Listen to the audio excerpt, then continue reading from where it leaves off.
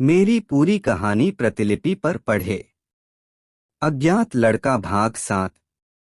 उसकी दुष्टता के कारण ये भूमि दुष्ट भूमि के नाम से जानने लगी। पर्यटक यहाँ आने से डरने लगे। चार्ल्स और उसके लोगों ने काले जादू का प्रयोग करके उस वक्त इस भूमि में जितने भी पर्यटक थे उन सबको को राक्षस बनाकर अपना गुलाम बना लिया और उसके आसपास के राज्यों पर आक्रमण करना शुरू कर दिया और अपना गुलाम बनाना शुरू कर दिया जो चार्ल्स का गुलाम बनने से इनकार करता था। चार्ल्स के राक्षस गुलाम उन्हें मार डालते थे। मानव जाति मुसीबत में पड़ गई। मानव जाति को बचाने के लिए होली नाइट आए।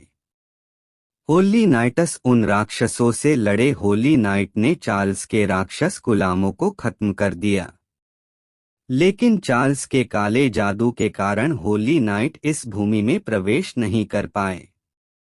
ईश्वर ने इस भूमि को श्राप दिया क्योंकि इस भूमि के मनुष्यों ने ईश्वर के उस भक्त को मार डाला जिसने इस भूमि को एक ऐसी भूमि में बदल दिया जिससे इस संसार का और मानव जाति का कल्याण निश्चित था। और चार्ल्स जैसे बुरे इंसान को अपना मुखिया बनाकर इस भूमि के पवित्र संसाधनों को चार्ल्स के हवाले कर दिया। मेरे परिवार ने ईश्वर से प्रार्थना की, हम आपके उस भक्त के परिवार के सदस्य हैं जिसे आपने वरदान दिया था। कृपया इस भूमि के लोगों को क्षमा कर दीजिए और इन सब पर अपनी कृपा कीजिए। यदि यह भूमि को अंधकारमय भूमि में बदल गई तो इस भूमि पर कभी भी सूरज की किरणें नहीं पड़ेगी। सूरज के बिना सभी इंसान, पौधे, पेड़ सभी मर जाएंगे। तब ईश्वर ने कहा, तुम मेरे भक्त के परिवार हो। एक दिन इस अंधेरी भूमि में मेरे दूत का एक सच्चा दूत आएगा और वह इस भूमि को श्राप से मुक्त करेगा। तब तक इस भूमि के पेड़ पौधे, जीव जंतु, मनुष्य जीवित रहेंगे और जो लोग इस देश में पैदा हुए हैं वो लोग अंधेरे में देख सकेंगे। एक बात याद रखना, वह अपनी दिशा खोकर यहाँ आएगा और जो कभी यहाँ खोकर आए उनका मार्गदर्शन करें। मैं तुम्हें एक मशाल देता हूँ, यह मशाल जलती रहेगी। व्यान ने बिपिन से पूछा।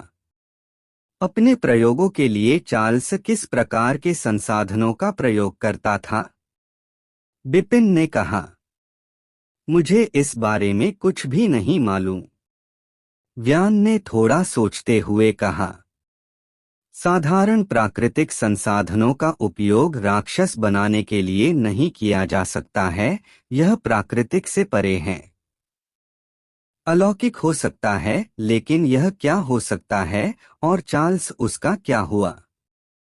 बिपिन ने कहा, चार्ल्स मर चुका है, लेकिन श्राप अभी तक खत्म नहीं हुआ। व्यान ने पूछा, किसने मारा चार्ल्स को? बिपिन ने कहा, मेरे पिता ने बताया था, एक सफेद रोशनी ने चार्ल्स को खत्म कर दिया। व्यान ने अपने मन में कहा, इस श्राप को इस भूमि से कैसे निकाला जा सकता है? और कौन है वो ईश्वर के दूत का दूत? और वो ईश्वर का कौन सा दूत है? मुझे अज्ञात किताब याद आ रही है। मुझे उसकी मदद चाहिए। मुझे एक सुराग चाहिए। मैं एक काम करता हूँ, अपनी आंखें बंद करके अज्ञात किताब को याद करता हूँ। अज्ञात किताब ने कहा था, जब भी आप किसी भी स्थिति में अटक जाओ और तब आपके पास कोई सुराग न हो तो बस उस स्थिति के बारे में सोचें जहां आप फंस गए हैं। आपको सुराग जरूर मिलेगा और आप उस स्थिति से बाहर निकल जाएंगे, क्योंकि कभी कभी समाधान समस्या में होते हैं, बस उसे ढूंढना होता है। व्यान अपनी आंखें खोल लेता है। ओके, अंधेरा प्रकाश से दूर होता है और सूर्य प्रकाश उत्पन्न करता है। हमें सूरज या सूरज की किरणें चाहिए। और इस भूमि पर न ही सूरज दिखता है और न ही सूरज की किरणें पड़ती है। होली नाइट ने पूछा, अब हम क्या करें? व्यान ने होली नाइट की तरफ मुड़कर होली नाइट से पूछा, आप एक होली नाइट है और आप इस वक्त पृथ्वी पर हो। इस भूमि को आप श्राप से मुक्त करे। होली नाइट ने व्यान से कहा, तुम अच्छी तरह से जानते हो मैं ईश्वर के आदेश के बिना कुछ नहीं कर सकता। व्यान अपनी जिभ बाहर निकलाकर होली नाइट को चिढ़ाता है। व्यान को देखकर होली नाइट हंसते हैं। व्यान ने बिपिन से कहा, चलिए हम अपने कैंप में वापस चलते हैं। क्या आप हमें हमारे कैंप तक का रास्ता दिखा सकते हैं? To be continue. मिलते हैं अगले भाग में।